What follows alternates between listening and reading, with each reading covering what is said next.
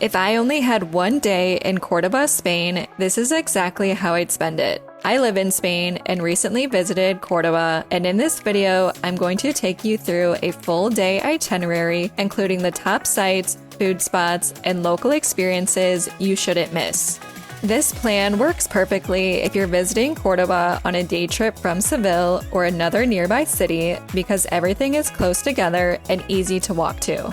If you plan your timing right, you can hit all the highlights and still have time to slow down and enjoy it. I'll also be sharing some tips at the end to help you make the most of your day. Here's exactly how I'd plan out the day step by step so everything flows smoothly.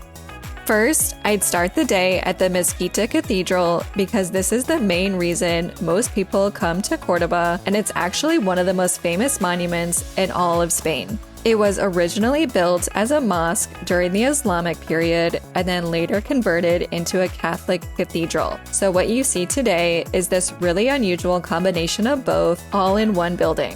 I'd book an early entry time right when it opens at 10 o'clock a.m. just to avoid the crowds and have a quieter experience inside. Before you even go in, you'll walk through the courtyard filled with orange trees. Then once you step inside, it's honestly hard to describe. The red and white arches seem to go on forever, and then right in the middle, there's this cathedral that was added later on. Make sure to book your tickets in advance on the official website, or if you prefer more context, I'd highly recommend booking a guided tour, which isn't that much more expensive and helps explain what you're actually looking at. I've included links for both in the video description. Next, I'd head over to the Mezquita Bell Tower, which is right there in the same complex, but requires a separate ticket. I'd suggest booking a time slot about an hour to an hour and a half after your Mezquita entry so you're not rushing. Tickets can be booked on the official website, which is in the video description. It's not a guided tour, so you'll just climb the stairs to the top and get to see one of the best views over Cordoba. You can see the rooftops, the river, and the historic city center all laid out in front of you. It's a quick stop, but I think it's worth it just for that perspective, especially since you've just seen everything from inside the Mezquita. Next, I'd make my way over to the San Basilio neighborhood to see Cordoba's famous patios. This ended up being one of my favorite parts of the day, and it's something that feels very local and unique. Even if you're not visiting during the patio festival in May, you can still visit a selection of patios throughout most of the year. I did an inexpensive patio tour here, and it gives you access to several different courtyards that are privately owned. Each one is a little different, with flower pots covering the walls, small fountains, and so many small details. All the patios are incredibly beautiful and so unique. Timing matters here because patios usually have limited opening hours, so late morning works really well in this itinerary. I've linked the exact patio tour I did in the description if you want to follow the same route. You can book tickets online in advance if you want, but it's not really necessary. Next, I'd head toward the river and walk across the Roman bridge. You'll pass through one of the old gates and then step onto the pedestrian-only bridge. Looking back toward the Mezquita and the Old Town is a great photo spot. It's also a lively area, so you'll probably see musicians or local artists along the way. Once you reach the other side, I'd go into the Cala Ora Tower. Inside, there's a small museum with an audio guide and some interesting exhibits, including models of other landmarks in Spain. It's nice, but for me, the main reason to come here is the view from the top. When you get up there, you have a perfect angle looking back at the bridge and the city, and it's one of the best photo spots in the city. You don't need a ton of time here, so I'd plan to spend about 30 to 45 minutes.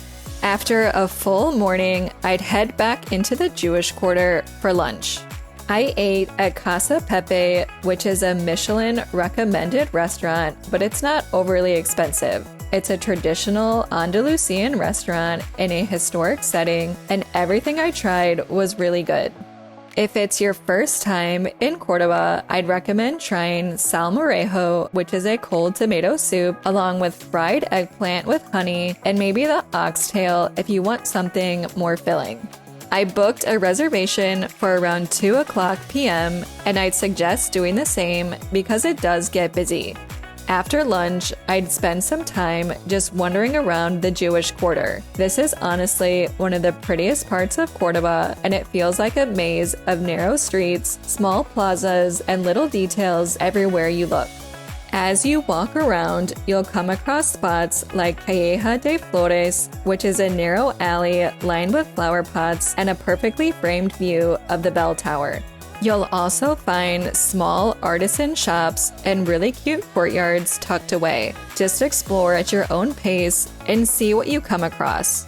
By late afternoon, I'd take a break and stop at a local bakery to try pastel cordobés. This is the traditional dessert in Cordoba, and it's made with flaky pastry and filled with a sweet pumpkin jam, then topped with powdered sugar and cinnamon. I tried mine at El Pastel Cordobés right across from Casa Pepe and really liked it. It's a local treat that's definitely worth trying at least once while you're here.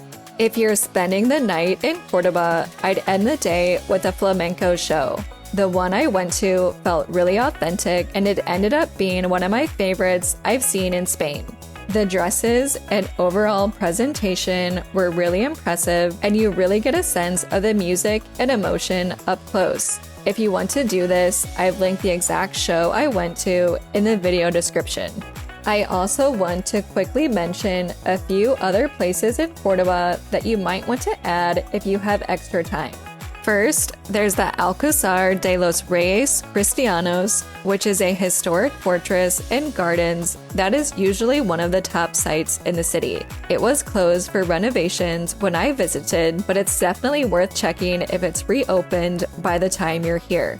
You could also stop by the Roman Temple, which is right in the city center and makes for a quick photo stop with its tall columns.